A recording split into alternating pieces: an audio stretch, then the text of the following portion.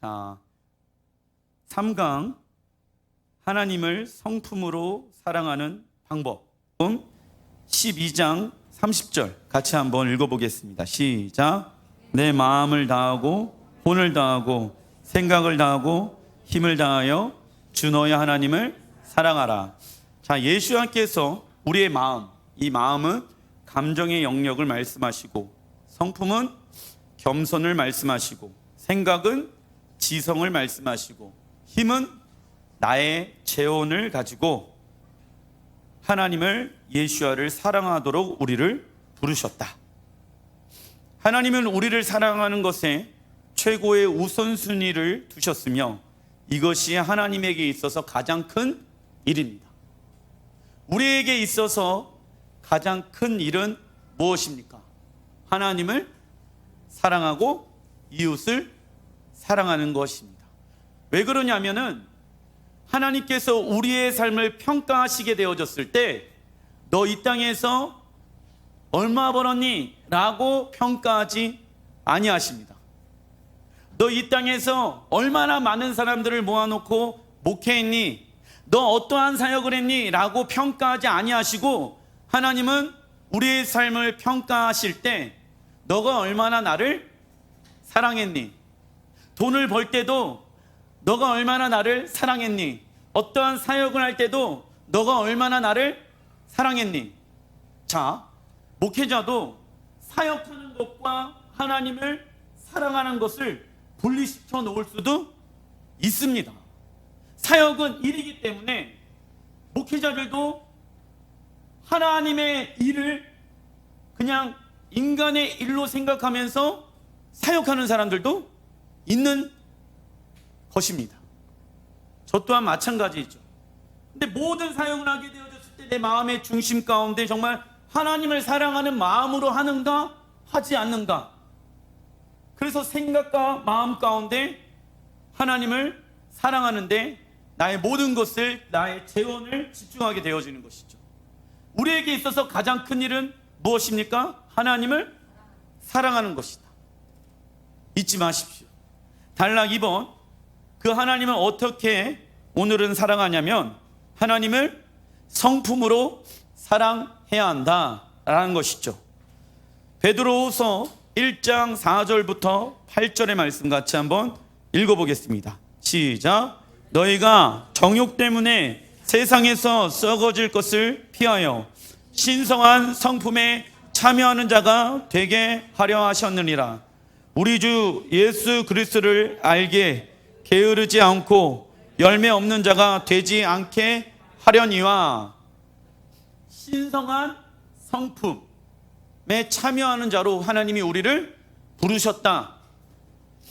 사람의 성품은요, 환경과 누군가로 인해서 만들어집니다.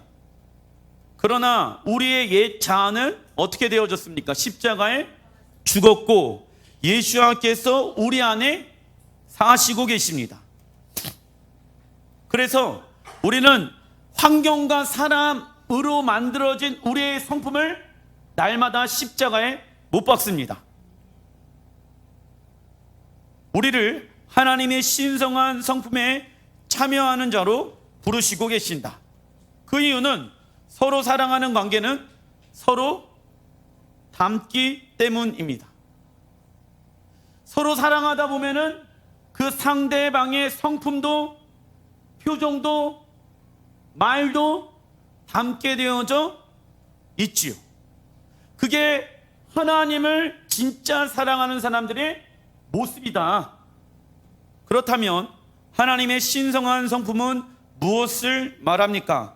갈라디아서 5장 22절부터 23절 같이 한번 읽어보겠습니다. 시작. 오직 성령의 열매는 사랑과 희락과 화평과 오래 참음과 자비와 양성과 충성과 온유와 절제이니 이 같은 것을 금지할 법이 없느니라. 그리스도 예수의 사람들은 육체와 함께 그 정욕과 탐심을 십자가에 못 박았느니라 라고 말씀하고 있습니다. 자, 위에 있는 베드로후서 1장 4절부터 8절을 보게 되어지면 신성한 성품에 참여하는 자가 되게 하셨다라고 말씀하시면서 8절에 보게 되어지면 열매 없는 자가 되지 않게 하기 위해서이다 라고 말씀하고 있죠.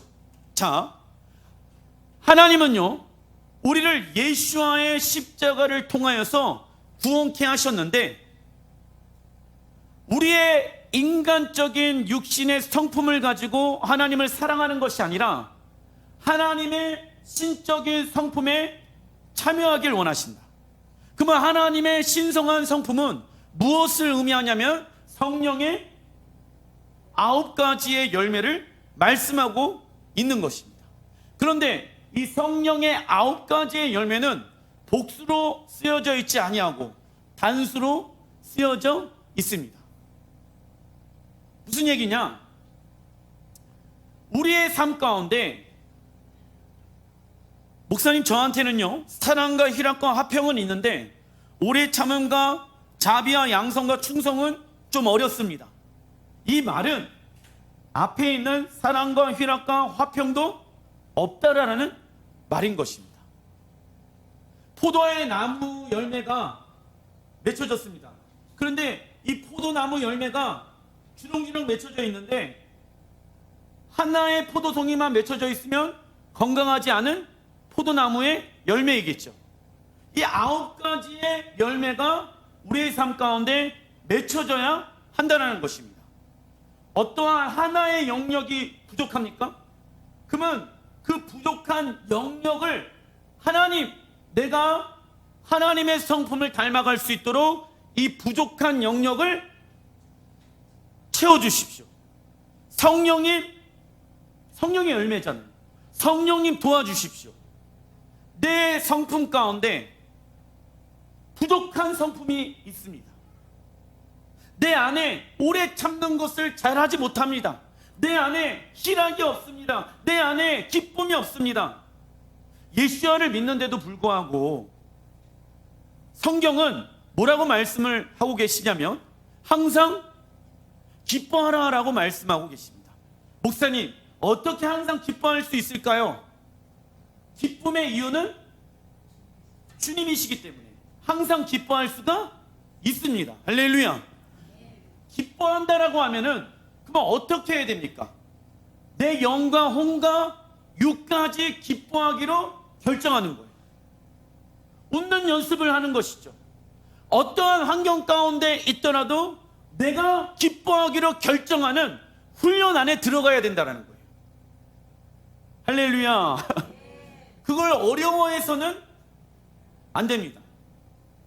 근데 많은 사람들은 나의 부족한 성품의 영역을 훈련받길 원치 아니하는 모습들이 있습니다.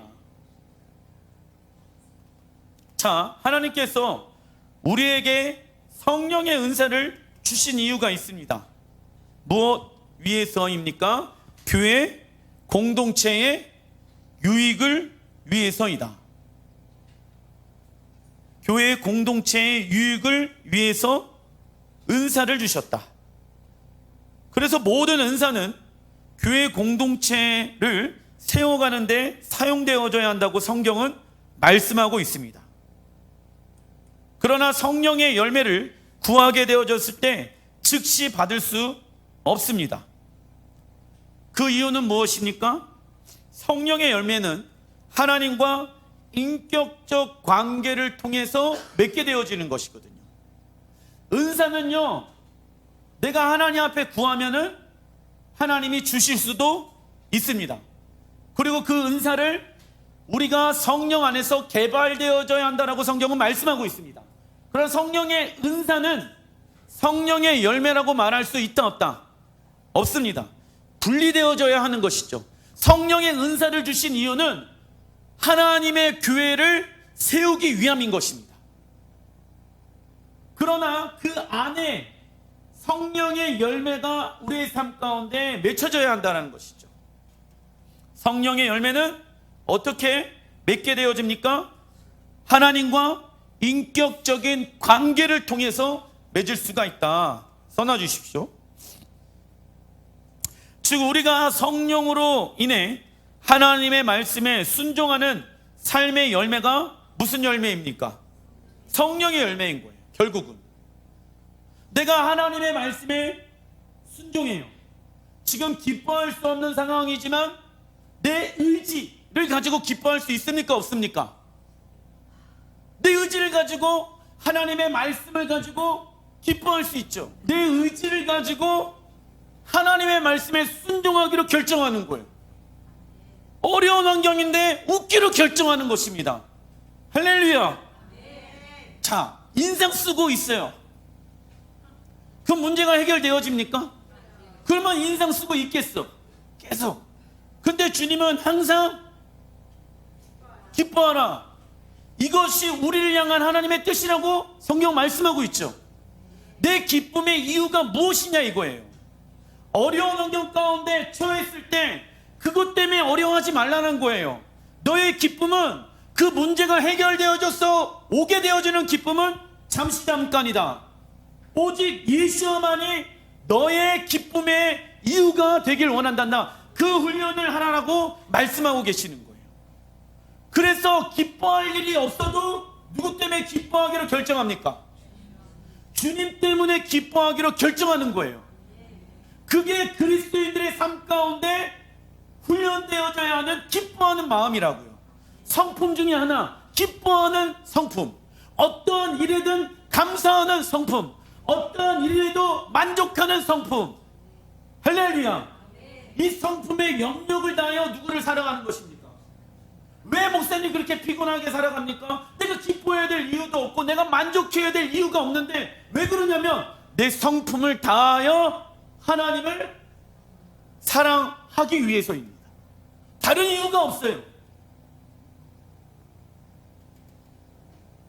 그러나 주의해야 할 것이 있습니다. 성령의 은사는 나타나고 있지만 성령의 열매가 없다면 그것은 건강한 신앙생활이 아닙니다. 그러므로 성령의 9가지의 열매는 써놔주십시오. 하나님의 신성한 성품, 하나님의 신성한 성품을 말하고 있는 것이죠. 그래서 하나님의 아름다움을 알길 원합니다 라고 하게 되어졌을 때 하나님의 성품을 알길 원합니다 라고 기도하는 것과 동일한 거예요. 하나님의 아름다움을 알길 원합니다. 하나님의 성품을 알길 원합니다. 하나님의 뜻을 알길 원합니다. 다 동일한 의미인 것이죠. 믿음의 성장은 언제 일어난다? 하나님이 어떠한 분인지 알게 되어졌을 때, 체험하게 되어졌을 때 그 하나님 누구의 하나님? 나의 하나님.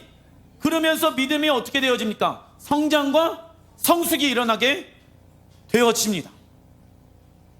그런데 조심해야 될 것은 무엇이냐면 결국은 이 성품이 하나님의 말씀에 순종함으로 훈련되어야 되는 거예요. 말씀을 많이 안다라고 해갖고 그 사람이 하나님의 성품을 안다라고 얘기할 수 없는 것이죠. 얼마만큼 알고 있는 그 하나님의 말씀을 순종함으로 나타나고 있냐, 이것이 하나님을 진짜 아는 자의 모습인 것입니다. 그러한 자가 되길 주님의 이름으로 축원드립니다. 고린도후서 3장 18절 같이 한번 읽어보겠습니다. 시작. 우리가 다 수건을 벗은 얼굴로 거울을 보는 것 같이 주의 영광을 보매 그와 같은 형상으로 변화하여 영광에서 영광에 이르니 곧 주의 영으로 말미암이니라. 바울은 우리가 주님의 영광을 바라볼 때 점점 더 그분의 형상으로 변화한다라고 말하고 있습니다.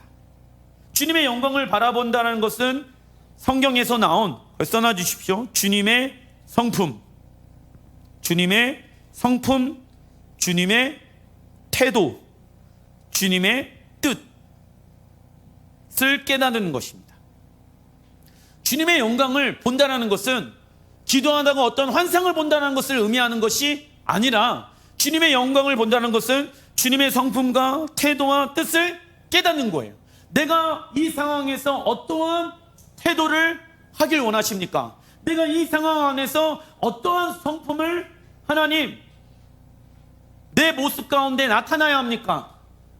주님, 이 상황에서 어떠한 주님의 뜻을 내가 선포해야 합니까? 이게 주님의 영광을 바라보는 것입니다. 그 주님의 영광을 바라보게 되어졌을 때 우리는 주님의 형상을 닮아가기 시작하는 것이죠. 우리가 주님을 알면 알수록 우리는 점점 더 주님을 닮은 모습으로 변화되어집니다. 이처럼 하나님의 신성한 성품에 참여하여 그 성품을 발전시키고 노력하는 책임과 의무는 누구에게 달려있다? 우리에게 달려있는 거예요. 성령님이 도와주시지 아니하셔서 내가 이 성품 가지고 그대로 살고 있다. 그것은 변명인 것입니다. 하나님 나라에 우리가 올라가게 되어졌을 때 우리의 성품 그대로 하나님 앞에 서게 되어집니다. 그런 나를 십자가에 어떻게 해야 돼요? 죽여야 될 거 아니에요. 어디에서? 이 땅에서. 왜 그렇게 날마다 나의 성품을 십자가에 못 박고 주님의 성품을 닮아가길 원할까요? 내가 주님 앞에 서는 그날이 와요, 안 와요? 오기 때문에. 그러면 나의 성품이 주님의 성품으로 변화되어져야 한다고요. 그러면 주님의 성품으로 변화되어지기 위해서는 주님의 말씀, 주님의 태도, 주님의 성품, 주님의 뜻을 닮아가기 시작하는 것을 의미하는 것입니다. 근데 목사님, 성경에 보니까 호련히 변화되어진다라고 말씀하고 있는데 그 말씀은 뭡니까? 그 말씀은 우리 안에 있는 죄성이 사라지는 것을 의미하는 거예요. 자, 우리의 죄는 예수와 함께 십자가에 죽었습니다. 그것을 신학적인 용어로 뭐라고 얘기합니까? 칭의라고 얘기한단 말이에요.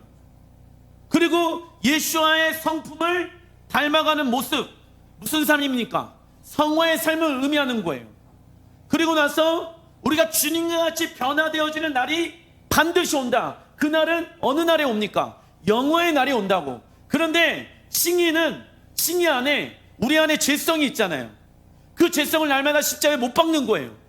그게 성화의 삶을 살아가는 거거든. 그런데 이 죄는요, 우리의 육신이 끝나야지 없어지는 거야. 우리가 믿음으로 십자가에 죽였지만 죄는 뭐가 있다? 힘과 권능이 있다고요. 그래서 우리가 죄를 짓잖아요. 예수 안에서 우리가 십자가에 죽었고 부활하였습니다 라고 외치는데 우리 죄 지어요, 안 지어요?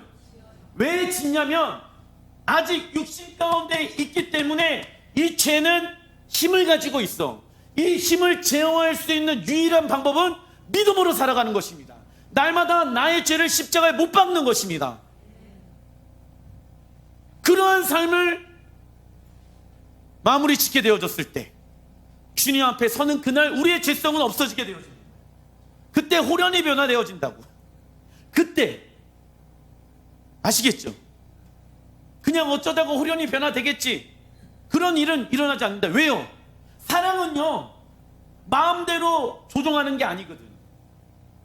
예수님이 정말 우리를 사랑한다고 하면은 예수님이 우리를 사랑해. 근데 갑자기 호련히 변해. 이거는 사랑하지 않는 거예요. 이거는 로봇처럼 조종하는 거지. 그잖아요. 그래서 우리에게 무슨 의지를 주셨다? 자유의지를 회복시켜 주신 이유는 진정한 인격적인 사랑을 갖기 위해서인 거예요. 너가 성품을 다하여서 나를 사랑했으면 좋겠단다. 내가 너를 어떻게 성품을 다하여서 사랑했는지 알잖아. 내가 죽으면서까지, 내가 오래 참으면서, 내가 인자와 내가 긍휼함으로 내가 너를 사랑했단다. 내가 너를 사랑한 성품으로 너희도 나를 사랑하길 원한다다 라고 말씀하고 계시는 거예요. 그분의 성품을 닮아가기 위해서는 내 삶의 중심 가운데 뭐가 있어야 된다? 나의 성품을 십자가에 못 박아야 된다고요. 그런데 문제는 신앙생활 10년, 20년, 30년, 40년 했는데도 불구하고 육신의 습관처럼 살아가는 모습들은 건강한 신앙생활을 하고 있지 않는다 입니다. 그러나 어떤 이들은 이러한 성품을 다 갖출 수 없고 하나님은 기질대로 사용하시는 것 아니냐라고 말합니다. 그리고 나 원래 성격 이래 라고 하면서 부족한 것을 변명합니다. 그것은 하나님의 형상을 담고 싶어 하지 않는, 써놔주십시오, 자기 중심적 사고, 내가 주인 된 삶이죠. 나 원래 이래. 세상에서는요 어떻게 합니까? 나 원래 이래, 나 원래 이런데 나랑 지내고 싶지 않으면 관둬. 나랑 맞는 사람 만나면 돼. 나는 쿨해. 쿨하긴. 그 사람 주변에 있는 사람들은 어떨까요? 피곤해. 피곤하단 말이에요. 내가 내 한 사람 때문에 우리 3명의 식구가 피곤해질 수 있을까요, 없을까요? 있겠죠. 그런데 이 사람이 그런 거야. 아빠는 원래 이래. 나는 원래 이래. 나 어렸을 때부터 이렇게 살았어. 그러면은 그 3명은 어이가 있어요, 없어요? 어이가 없지. 그런데 우리가 그러고 살고 있다는, 나 한 사람 때문에 나 성격 바꾸고 싶지 않아. 나 원래 이래. 나 원래 이렇게 생각하고 나 원래 이렇게 고왔어. 그 사람 때문에 주변에 있는 사람들이 다 힘들다니까요. 왜 그 생각을 안 할까요? 그거 이기적인 거예요. 그건 크리스찬의 모습이 아니다라는 것이죠. 세상에서는요 너 성격대로 살아가, 네가 원하는 대로 살아가. 그러니까는 세상의 구조가 지금 어떻게 변화되어져 가고 있습니까? 혼자 사는 게 편하다. 굳이 사람들과 맞춰 살아갈 필요가 없다. 자녀들이 사회생활을 못해요. 직장생활을 하지 못해요. 그냥 편하게 살고 싶은 거예요, 마음으로. 그런데 사람과 살아가는 데 있어서는 편안하게 인간관계가 되어집니까, 안 되어집니까? 되어지지 않아요. 나랑 맞는 사람들이 세상에 얼마나 있을 거라고 생각합니까? 나도 내 자신이 싫은데 안 그러세요? 나도 내 자신이 싫을 때가 있잖아요. 그죠? 근데 나랑 맞는 사람이랑 살아간다라고 하면은 나 같은 놈이랑 똑같은 놈 같이 사는 건데 피곤해요, 안 피곤해요? 엄청 피곤할 거 아니요. 그러니까 삶이 어떻게 되어져요? 혼자 사니까 피폐해지는 거예요. 융통성도 없고 관계도 나랑 맞는 사람들만 맺고, 그렇게 되어져 버리면 고집이 많아집니다. 고집이 많아져. 내 생각이 딱 굳어져 있는 생각이 있게 되어집니다. 근데 주님은 우리를 포용하시고 용납해 주시고 용서하시고 사랑해 주십니다. 그 마음으로 하나님은 우리가 살아가길 원하십니다. 하나님을 중심으로 살아가는 자들은 자신의 기질을 누구의 기질로? 하나님의 기질로 변화되길 원합니다.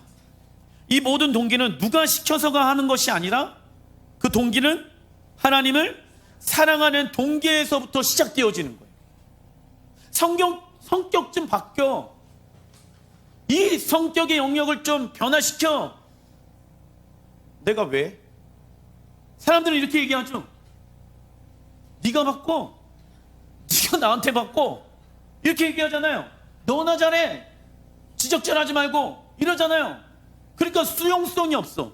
포용성이 없어. 아, 내 성격이 이래? 나는 몰랐어. 나의 성격에 대해서 알려주어서 감사합니다 라고 얘기하는 사람이 진짜 건강한 사람이에요. 물론 그 사람이 나에 대해서 알지 못하기 때문에 잘못된 말을 할 수도 있겠지요. 오해를 한 모습이 있을 수도 있겠지요. 그렇죠? 그러한 부분들에 대해서 내가 아니라고 하면은 그냥 그 말을 십자가에 넘기면 되는 것입니다. 거기에 영향을 받을 필요가 없는 것이죠. 어떤 이들은 하나님을 믿지도 않는데 사랑이 많아 보이고 오래 참기도 하고 온유와 절제를 잘하는 사람이 있습니다.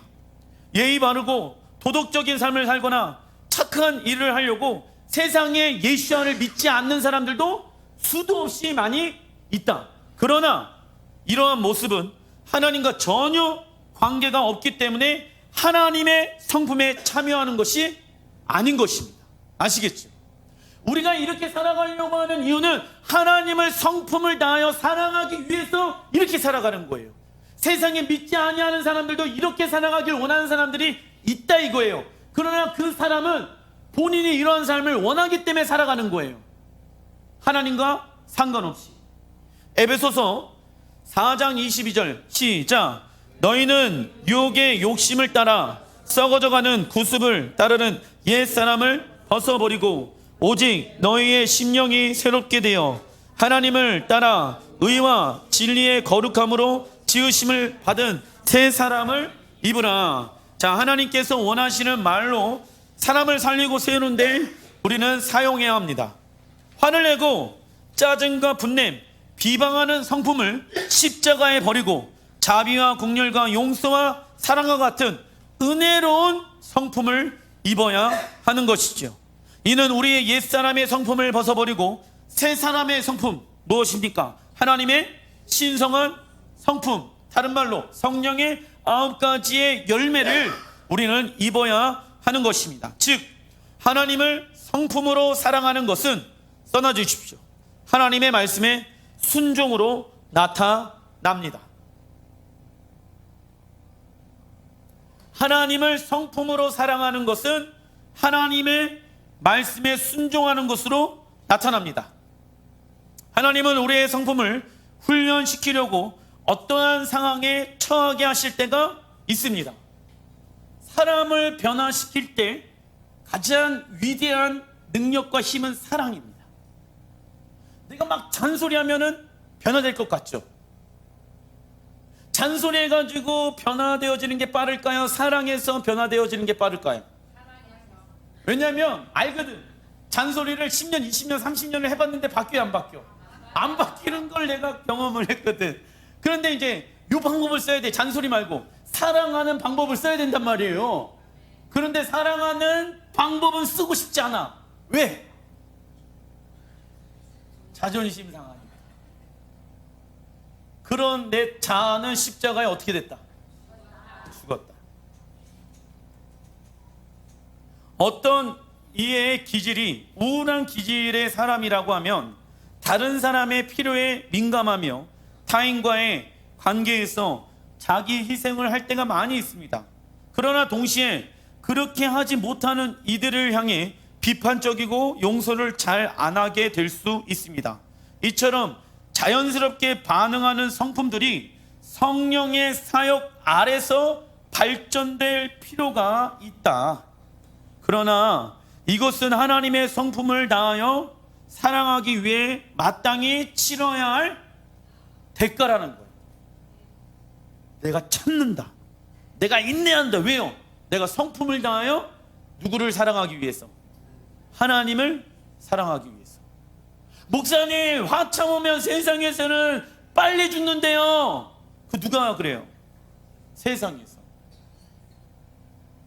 근데 성경은 오래 참으래. 그냥 참지 말고 뭐 하래요? 근데 세상에서 오래 참으면 병 생긴다고 하고, 성경은 오래 참으라고 하고. 어떤 게 말일까요? 하나님의 말씀이 맞죠. 미워하는 마음으로 참으면 된다, 안 된다? 사랑하는 마음으로 인내하고, 근데 그 사랑하는 마음을 내 인간적 사랑하는 마음으로 사랑해서는 안 돼요. 제한되어져 있죠. 하나님의 사랑을 내가 받아야 되는 거예요. 그래서 내 인간적 사랑으로는 그 사람을 품을 수가 없어요. 그러나 하나님의 사랑을 받은 우리 그리스도인들은 그 사랑으로 영혼들을 사랑할 수가 있게 되어집니다. 빌립보서 3장 12절 시작. 내가 이미 얻었다 함도 아니요 온전히 이루었다 함도 아니라 오직 내가 그리스도 예수께 잡힌 바 된 그것을 잡으려고 달려가노라. 바울의 삶에 끝나갈 무렵 그는 감옥에서 하나님을 성품을 다하여 사랑하는 모습들, 그리스도를 아는 것과 닮아가는 것이 하나가 되어지는 성장하기 위해 온갖 노력을 기울였습니다. 우리가 이미 자랐다라고 생각되어지는 영역에서조차 더 깊이 성장해야 할 필요는 언제나 있습니다. 이 정도는 내가 이제 되었지 라고 생각하는데 또 넘어질 수 있다. 그 이유는 구원은 완성되어질 때까지 완성된 것이 아니기 때문입니다. 즉 하나님의 형상으로 우리가 완전히 변화되어질 때까지는 결코 끝난 것이 아니다. 우리가 멈추지만 않는다면 우리는 승리한 자입니다. 그러나 우리의 성품이 자라나고 있지 않는다면 우리의 신앙은 써놔주십시오. 퇴보하고 있는 것입니다. 퇴보하고 있는 것. 예수와의 형상을 닮아가지 않는 그러한 모습들은 예언하고 능력행하고 어떠한 위대한 사역을 한다고 할지라도 하나님은 그것을 울리는 꽹과리와 같도다. 하나님은 거기에 관심이 없습니다. 왜냐하면 그 일을 하시는 분은 누구이실까요? 성령님이시거든요. 성령님이 일하시는 건데 그 사람을 하나님이 잠시 잠깐 쓰시는 거예요. 그래서 성령 사역하는 사람들이 이 성품의 영역을 훈련받지 않으면 그 사역을 오래 하지 못하는 이유가 거기에 있어요. 영적인 삶에 있어서 멈춤은 없습니다. 단락서 한번 예수와의 성품을 알아보겠습니다. 마태복음 11장 29절 시작. 나는 마음이 온유하고 겸손하니 나의 멍에를 메고 내게 배우라. 그리하면 너희 마음이 쉼을 얻으리라. 자, 쉼을 얻을 수 있는 방법은 돈이 많고 건강하고 좋은 직장에 들어가서 마음의 쉼을 얻는 것이 아닙니다. 좋은 직장에 들어가면은 어떠한 쉼을 얻을 거라고 생각합니다. 그럼 직장 다니는 사람은 아무 일도 안 하고 그냥 집에 있으면은 쉼을 얻는다라고 생각합니다. 그럼 쉼은 뭔지 아세요? 진정한 쉼은 예수와 연합하는 거고, 무엇을 해서 무엇이 있어서 없어서 무엇을 해서 무엇을 안 해서가 쉼을 얻는 것이 아니라 예수 안에 거하는 게 진짜 쉼인 거예요. 근데 그 쉼 안에 들어가려면 우리의 성품이 무엇으로 변해야 하냐면 온유하고 겸손한 성품으로 변해야 한다. 예수와의 첫 번째 성품 온유란 하나님의 말씀으로 길들여져 있는 상태가 온유다. 온유의 헬라 원어 프라우스는 거친 야생마가 주인에게 길들여진 후에 철저하게 주인의 말에 순종하는 상태를 말합니다. 세상에서 좋은 것이 내게 있으면 기분이 좋고 안정감을 누리고 세상에서 열받게 하는 것이 있으면 거기에 내 마음이 다 빼앗겨서 우리의 마음이 어려워지는 것. 이것이 우리의 마음이었습니다. 그러나 우리의 마음 가운데 계시는 성령님께서 우리를 통제해 주시고 하나님의 말씀으로 균형을 잡아주시는 분이시다. 누가 열받게 하는 말을 옆에서 해요? 그러면 내 마음아 성령의 통제를 받을지어다. 그러면은 화를 내더라도 예전보다 덜 내겠죠. 내가 말하는 것을 조심하겠죠. 왜요? 성경에 보게 되어지면 우리의 말과 우리의 행동으로 인해서 하나님의 사랑과 멀어지게 되어진다라고 말하고 있습니다. 무엇을 조심하라? 입을 조심하라라고 말씀하고 있는 거예요. 그 입을 조심하라라고 말하는 이유는 내가 불평하고 불만하게 되어졌을 때, 내가 분냄을 하고 내가 화를 내게 되어졌을 때 하나님의 사랑이 내 안에서 멀어져 가는 것을 느끼기 때문에, 그래서 이러한 말을 안 하기 시작하는 거예요. 예수와의 두 번째 성품은 겸손입니다. 겸손이란 써놔 주십시오. 하나님과 더 깊은 관계로의 초대. 하나님과 더 깊은 관계로의 초대. 겸손한 자가 누가 앞에 나아갑니까? 하나님 앞에 나아갑니다. 많은 것을 가지고 있더라도, 돈과 명예를 가지고 있더라도 하나님 앞에 겸손한 사람은 하나님과 가까이 할 수가 있습니다. 그래서 겸손한 자가 하나님 앞에 나아갈 수가 있지요. 야고보서 4장 6절 시작. 하나님이 교만한 자를 물리치시고 겸손한 자에게 은혜를 주신다 하였느니라. 자, 하나님의 은혜를 더 받기를 원한다면 어떠한 겸손, 자발적 겸손의 모습을 가져야 합니다. 목사님, 나 자발적으로 겸손하고 싶지 않은데요? 그러면 신경 써야 될 게 너무 많은데요? 내 말도 신경 써야 되고 내 행동도 신경 써야 되는데요? 그러면 피곤한 사람 아닌가요? 내가 하려고 하면 피곤하죠. 그런데 내가 성품을 다하여 하나님을 사랑하는 마음으로 내가 살길 원하기 때문에 이러한 삶이 피곤한 것이 아닌 것입니다. 성경에서 이 겸손이라는 단어는요, 하나님과 사람과의 관계에서만 사용되어집니다. 겸손의 히브리어를 보니까 아나부 써놔주십시오. 뜻은 가난하다, 천하다. 가난하다, 천하다 뜻을 가지고 있습니다. 그래서 하나님은 심령이 가난한 자는 복이 있나니 천국이 그들의 것이며 라고 말씀하고 있죠. 이는 하나님 앞에서 우리는 가난한 자이며 천한 자라는 것입니다. 그래서 겸손한 자의 모습은 하나님의 말씀 앞에 겸손하며 능력과 성공이 있어도 겸손하며 사람과의 관계 안에서도 겸손합니다. 즉 하나님과 다른 사람과 우리와 연합할 수 있는 유일한 방법은 뭔지 아십니까? 써놔주십시오. 겸손입니다. 교만한 사람이랑 연합되어질 수 있습니까? 내 주변에 사람이 없는 이유는 교만한 거일 수도 있기 때문에 그렇습니다. 겸손한 사람과 연합하길 원합니까? 돈이 많이 있고 권력이 있고 능력이 있어요. 그러나 그 사람 참 겸손해. 이런 사람이랑 연합하고 싶습니까? 자기 고집이 그냥 똘똘 뭉쳐가지고 자기 생각만 맞다라고 생각하는 사람이랑 연합하고 싶습니까? 이거 연합을 할 수가 없죠. 사람과 연합할 수 있는 사람은 겸손한 사람이에요. 뭐가 있어도, 돈과 명예와 성공과 부가 있어도 겸손한 사람과 연합하길 원한다라는 거예요. 근데 돈 많아요. 겸손하지 않아. 교만해. 연합하고 싶습니까? 연합하고 싶지 않지. 그래서 내가 겸손한지 겸손하지 않은지 내 말과 내 주변에 있는 사람들을 통해서 내가 알 수가 있는 거예요.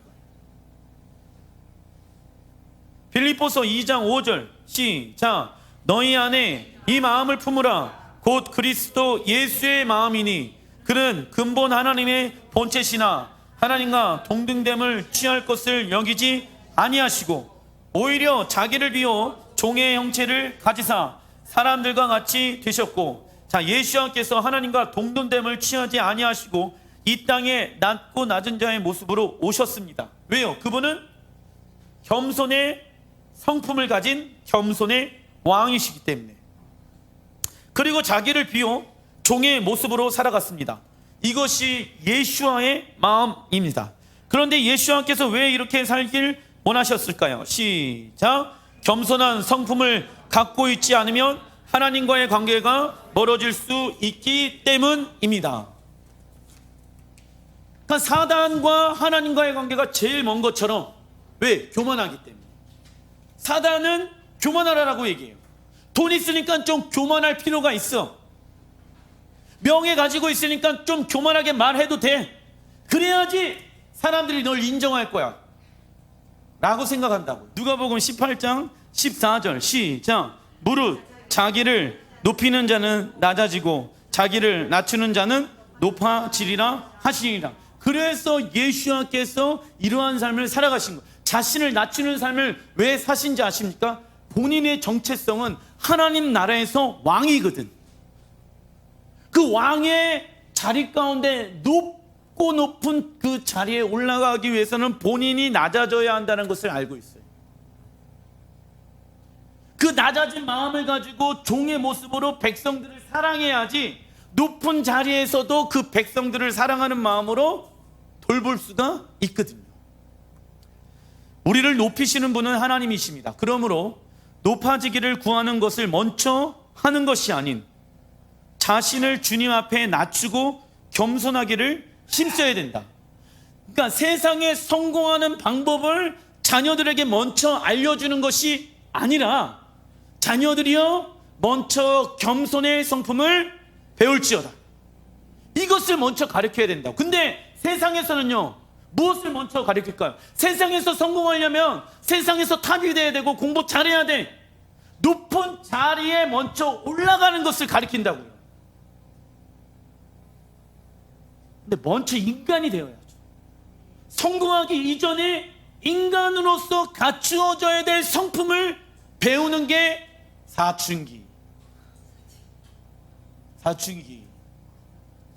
사춘기 때 하나님의 성품으로 내 삶을 변화시키는 거예요. 갱년기일 때 하나님의 성품으로 변화시키는 거예요. 열받는다고 꼬라지 내고 그러는 게 사춘기가 아니라 그런 나를 십자가에 못 박고 누구의 형상으로 닮아가는 것, 예수의 형상으로 닮아가는 게 우리의 삶이 되어야 합니다. 엄마 갱년기다 건들지 말아라 이러면 된다 안 된다? 안 된다. 그럼 분위기가 어떻게 되죠? 엄마 한 사람 때문에 집안이 어려워진다. 그 마음을 예수와의 형상으로 닮아가는 시간들을 우리는 가져야 하는 것이죠. 즉 하나님 앞에 겸손한 삶은, 거기 써놔주십시오. 어떠한 삶과 비슷하냐면 하나님을 경외하는 삶. 하나님 앞에 겸손한 삶은요, 하나님을 경외하는 삶과 비슷합니다. 우리는 하나님의 위엄과 영광과 거룩하심을 보게 될수록 겸손해집니다. 이게 진짜 겸손한 사람들의 모습인 거예요. 그런데 내가 겸손하지 아니하고 나의 성품대로 살아간다. 아직 하나님의 위엄과 영광과 거룩하심을 머리로는 아는데 경험하고 있지 않다라는 증거인 것이죠. 즉 하나님의 말씀 앞에 진정으로 겸손할 때 그는 자신의 은사와 능력과 성공에 대해서도 겸손할 수밖에 없습니다. 현대인 성경으로 빌립보서 2장 3절의 말씀 다 같이 한번 읽어보겠습니다. 즉 시작. 무슨 일이든지 다툼이나 허용으로 하지 말고 겸손한 마음으로 자기보다 남을 낮게 여기며 남을 더 존중해라 라고 얘기하는 것이죠. 겸손은 하나님과 우리와 이웃과의 관계 속에서 온전히 드러납니다. 우리가 하나님 앞에서 겸손해야 하며 우리가 만나게 되어지는 시련과 축복에 관련해서도 우리는 무엇해야 됩니까? 겸손해야 합니다. 다른 사람에게서도 겸손해야 합니다. 그래서 겸손함은 우리의, 써놔주십시오, 말과 행동. 마음만 겸손하면 됩니까? 안 됩니까? 안 됩니다. 이 겸손은요, 구체적으로 우리의 말과 우리의 행동으로 표현되어져요. 말을 듣다 보면 파악이 돼요. 네가 겸손한지 겸손하지 않은지. 그럼 겸손하지 않는 사람들의 말의 중심 가운데는 누가 있는지 아세요? 자기 자신이 있어요. 내 생각에는, 내가 봤을 때에는 겸손하지 않아요. 우리의 말과 행동으로 인해 하나님을 사랑하는 마음을 식어버리기도 합니다. 우리가 하나님 앞에 겸손하지 않은 결과 내가 상대방보다 더 높은 사람이라고 생각하는 거예요. 그러니까 뭐 할까요? 판단하는 거예요. 그 결과는 무엇이 일어납니까? 싸움과 분쟁밖에 일어나지 않는다. 그래서 겸손의 훈련은 써놔주십시오. 이웃을 섬기는 걸 통해서 되어집니다. 이웃을 섬기는 것을 통해서 되어지는 거예요. 겸손의 훈련은. 자기 혼자 신앙생활 잘났다고 공동체에서 벗어나는 신앙생활은 건강하지 아니하는 신앙생활의 모습인 거예요. 겸손은 이웃들과의 관계를 통해서 나타나거든요. 아, 나는 하나님 앞에 겸손해. 이것 자체가 뭐 하는 것이다? 교만이지. 무슨 근거로 본인이 겸손하다고 얘기할 수 있습니까? 무슨 근거로? 근거도 없이 본인은 겸손하다라고 생각해. 주변에 있는 사람들은 교만하다라고 생각하는데, 본인 말만 맞다라고 생각하는데, 누가 나한테 얘기해 주면은 버럭 화를 내고 아니다라고 방어 기제만 하고, 그건 겸손한 마음이 아니에요. 아, 내가 못 보는 영역을 그 사람이 나의 모습을 볼 수도 있겠구나. 아플 수도 있죠. 힘들 수도 있죠. 그러나 그때 내 자신을 하나님의 말씀을 통해서 성령의 조명하심으로 내 삶을 봐야 된다라는 거예요. 내 안에도 그런 연약한 모습이 있습니다. 인정하고 수용하고 용납하고 받아들이는 그리스도인들이 되어져야 된다. 그러나 세상에서는 겸손해서는 안 된다라고 말하지요. 세상에서 높아지기 위해서는 이기적인 행동을 해야 하며 싸워서 이겨야 한다라고 말합니다. 그러한 자들의 결과 잠언서 29장 23절 시작. 사람의 교만은 그를 낮추려니와 명예는 영이 겸손한 자를 들어 올리리라. 아멘. 우리는 하나님으로부터 오는 명예를 구하는, 써놔주십시오, 겸손의 영, 겸손의 영이 회복되어져야 합니다. 무슨 영이요? 자, 따라해 주시면 감사하겠습니다. 하나님, 우리에게 겸손의 영을 부어주십시오. 이거를 구해야 하는 거예요. 근데 겸손의 영을 구하는 사람들이 많지 않겠죠.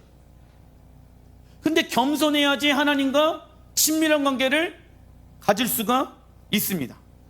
예수와께서도 하나님으로부터 오는 명예를 얻기 위해 섬김의 왕으로 이 땅에 오셨다.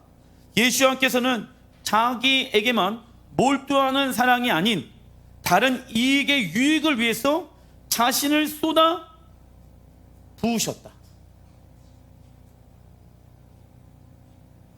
나를 사랑하는 거에 집중하지 아니하시고, 성경에서 말하는 참된 자기 사랑이란 그리스도 전에 속했던 나의 모습을 부인하고 그리스도 안에 있는 나의 모습을 긍정하는 것. 이게 참된 사랑이에요.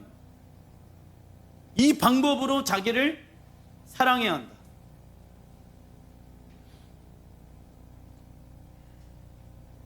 나 말고 다른 사람이 섬기겠지 뭐.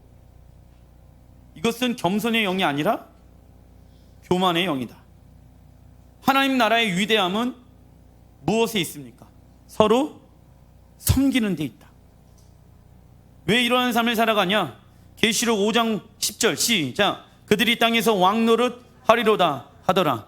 우리는 하나님 나라에서 예수와 함께 왕으로 세움을 받게 됩니다. 이 날은 반드시 옵니다. 그때 우리에게 왕의 성품인 겸손의 모습이 있어야 하나님 나라에서 왕노릇할 수 있다. 그러나 폭군은 하나님 나라를 다스릴 수 없습니다. 즉 이 땅에서의 시간을 통해서만이 하나님의 성품으로 바꾸어 나갈 수가 있는 것입니다. 성령의 열매는 하나님과의 인격적인 관계를 통해서 맺어집니다. 하나님과의 더 깊은 교제를 더 많이 갈망할수록, 하나님의 아름다움을 갈망할수록 하나님을 더 많이 닮고 싶을 것입니다. 그래서 우리의 성품에 무엇이 있어야 됩니까? 돌파가 있어야 됩니다. 왜냐? 우리가 여지껏 살아온 나이가 있잖아요. 40년, 50년, 60년 살면서 형성되어져 있는 나의 사고와 나의 성품이 있잖아요. 이게 나라고 여기면서 살았잖아요. 그러나 그런 나는 십자가에 죽었습니다. 새 사람을 입어라. 하나님의 성품을 너의 성품으로 입어라 라고 말씀하고 계시는 것이죠. 그래서 성품을 다해 하나님을 사랑하는 것이란, 써놔 주십시오, 우리의 겸손한 말과 행동을 통해서 하나님을 사랑하는 것입니다. 우리의 겸손한 말과 행동을 통해서 하나님을 사랑하는 것입니다. 말씀을 마무리를 짓겠습니다. 겸손한 사람은 이웃과의 관계를 통해서 겸손함이 나타나기 시작합니다. 하나님이 나에게 남편과 아내와 자녀들, 그리고 교회 성도들, 직장의 사람들을 붙여주신 이유는 나의 성품을 겸손한 성품으로 변화시키기 위함인 것입니다. 기도하겠습니다.